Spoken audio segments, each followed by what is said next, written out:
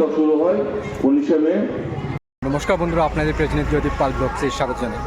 বন্ধুরা, আজ বরাক উপত্যকা বঙ্গী সাহিত্য ও লক্ষিত উদ্যোগে আজ 19শে মে ভাষা শহীদ দিবস পালন লক্ষ্মীপুর শহীদ বেদির নিকটে। প্রথমে একটি র্যালির মাধ্যমে এটা আরম্ভ হয়েছে।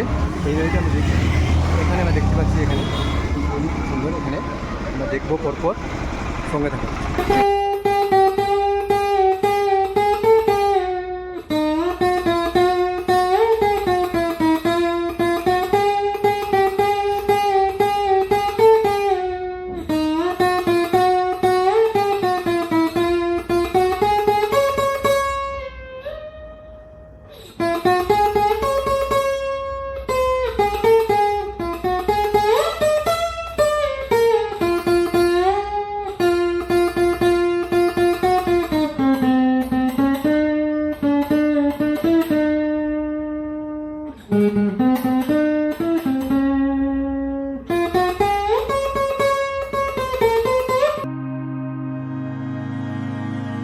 উনিশ আমায় ডাক দিয়ে যায় বর্ণমালায় ছন্দ তুলে, মনের মাঝে সাজিয়ে ভাষা সঙ্গোপনে আগুন জেলে।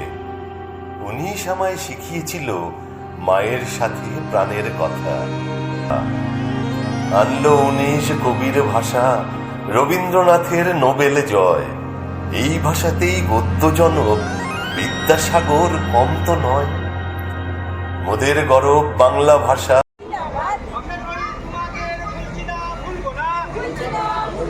ভাষা শহীদ তোমাদের ভুলছি না, ভুলবো না। শহীদ আমরা তোমায় ভুলছি না, ভুলবো না।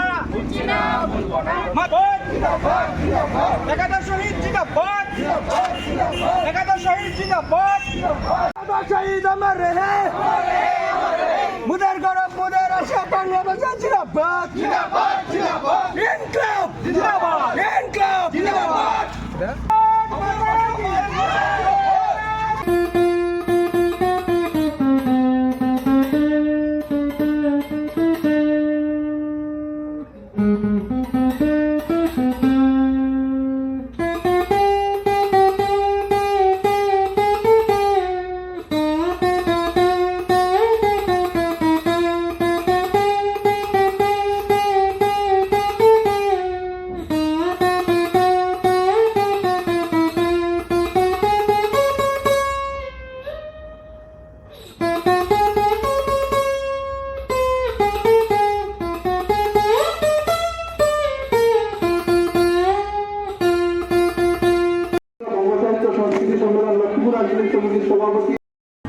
উনিশ আমায় ডাক দিয়ে যায় বর্ণমালায় ছন্দ তুলে, মনের মাঝে সাজিয়ে ভাষা সঙ্গোপনে আগুন জেলে। উনিশ আমায় শিখিয়েছিল মায়ের সাথে প্রাণের কথা, প্রেমের মানুষ মুখ ঘোরালে ছড়িয়ে দিতে মনের কথা। উনিশ আমার শহীদ স্মরণ রক্ত রঙে ভাষার গান। উনিশ দিল বরাক ছড়ে বাংলা ভাষায় ভাষার মান।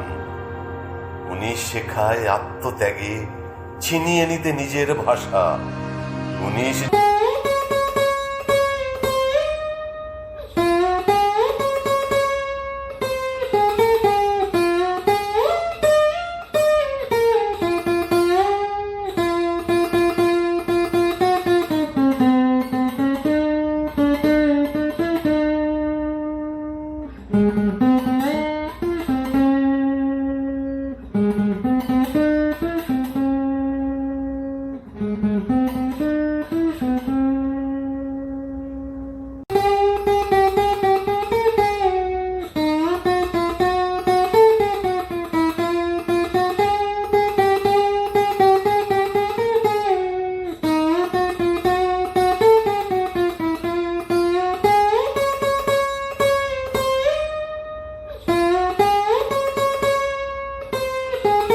বাংলার জুত কেন করি আমদান করা ভাষার গোড়াই কবিতার পরিবর্তে পোয়েম শেখার লড়াই বাংলাকে আগিয়ে রেখে ইংরেজি পড়ি বাংলা হয়ে বাংলা দেয় না কভু না বলি ধন্যবাদ বরাক উপত্যকা বঙ্গ সাহিত্য ও সংস্কৃতি সম্মেলন লক্ষ্মীপুর আঞ্চলিক সমিতির সভাপতি মহোদয়, আঞ্চলিক সমিতির অন্যান্য কর্মকর্তাগণ, এখানে কচিকাছেরা এবং মা বোনেরা, আজ 19শে মে মাতৃভাষা দিবস। আমাদের ভাষা শেকড়ের টানে আমরা এখানে সম্মিলিত হয়েছি। 19শে মে আমাদের একটা চেতনার দিন, আমাদের মাতৃভাষা অস্তিত্ব রক্ষার দিন। আমরা জানি আমাদের মাতৃভাষা প্রত্যেক ভাষিক গোষ্ঠী তার ভাষা নিয়ে গর্ব করার অধিকার রয়েছে। সেটা তার মৌলিক অধিকার, সেটা তার সাংবিধানিক অধিকার। সেই অধিকার আদায়ে বর্তমান সময়েও আমাদেরকে লড়াই করতে হচ্ছে, সেটা খুবই দুঃখজনক। বর্তমান সময় যেখানে মানুষ কাজে পাড়ি দিচ্ছে, সেখানে ভাষার জন্য, ভাষা অস্তিত্ব রক্ষার জন্য লড়াই একটা হাস্যকর ব্যাপার। তবু আমাদের সেটা করতে হচ্ছে। তার কারণ হচ্ছে 1960 আসামের মুখ্যমন্ত্রী বিমলা প্রসাদ চালিয়া একটা ভুল সিদ্ধান্ত, আমি বলবো, সেই সিদ্ধান্তের ফলস্বরূপ আজকে আমরা এখনো বিভিন্ন হেনস্থার শিকার হচ্ছি। আমরা তখন আমার তখন জন্ম হয়নি, কিন্তু পরবর্তী সময়ে বিভিন্ন বক্তাদের কাছ থেকে বা ইতিহাস ঘেঁটে যা জেনেছি, সেটা হচ্ছে 1960 সালের 23 জুন তৎকালীন মুখ্যমন্ত্রী প্রথমবারের মতো ওনার একটা ভাষণে প্রকাশ পেয়েছিল যে আসামের রাজ্যিক ভাষা অসমীয়াকরণের কথা। এবং তারপর 20 এবং 21শে জুলাই প্রদেশ কংগ্রেস কমিটির সভায় সেই প্রস্তাব আনা হয় এবং আসামের রাজ্যিক ভাষা অসমীয়াকরণের কিছুদিনের মধ্যেই বিমলা প্রসাদ চালিয়া মুখ্যমন্ত্রী যিনি ছিলেন, তিনি আসাম বিধানসভায় অসমীয়াকরণের যে ভাষা বিলটি নিয়ে আসেন এবং 24 অক্টোবর 1960 সাল সেই ভাষা বিল পাস হয় বিধানসভায়। এবং পাস হওয়ার সাথে সাথে বিশেষ করে বরাক উপত্যকায় তার প্রতিবাদে সবাই, আমরা বরাকবাসী গর্জে ওঠেন। কারণ যেটা আগে বলছিলাম, মাতৃভাষা সবার জন্মসিদ্ধ অধিকার। সেই মুখের ভাষা, আমাদের মায়ের মুখের ভাষা বাংলা ভাষা কেন আমরা মেনে নিতে পারিনি এখানে। এবং তখন কাছাড়, অবিভক্ত কাছাড় করিমগঞ্জ হাইলাকান্দি, তখন করিমগঞ্জ মহকুমা, সেই অবিভক্ত কাছাড়ের নেতৃত্বে ছিলেন প্রত্যুষ পাল চৌধুরী সহ অনেকেই ছিলেন। এবং ওনাদের নেতৃত্বে গ্রামেগঞ্জে সভা সমিতি শুরু হয়, সচেতনামূলক অনুষ্ঠানের আয়োজন করেন।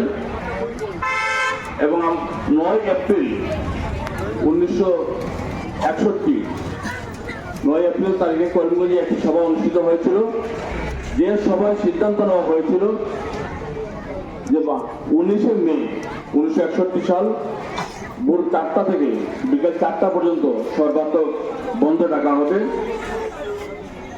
এবং সেই অনুযায়ী বন্ধ পালিত শুরু হয় 19শে মে। আমরা বর্তমান সময় দেখি কোনো আন্দোলনের নাম শুনলে পরে মা বাবারা সাধারণত ছেলেমেয়েদেরকে বলে থাকেন, ঘর থেকে বের হোস না, গন্ডগোল হতে পারে। কিন্তু তৎকালীন আর কাছাড় জেলা জনসংগ্রাম পুলিশ লক্ষ্মীপুর লক্ষ্মীপুর বঙ্গ সাহিত্য সংস্কৃতি সম্মেলন লক্ষ্মীপুর আঞ্চলিক সমিতির পক্ষ থেকে বিশেষভাবে আমরা একটা মেসেজ দিতে চাচ্ছি। আশা করি অতি সত্তর আমাদের ভাষা শহীদ স্টেশন যাতে অতি সত্তর ঘোষণা করা হয় শিলচর রেলওয়ে স্টেশনকে, সেইভাবে আমরা আবেদন রাখছি। ভাষা শহীদ জিন্দাবাদ।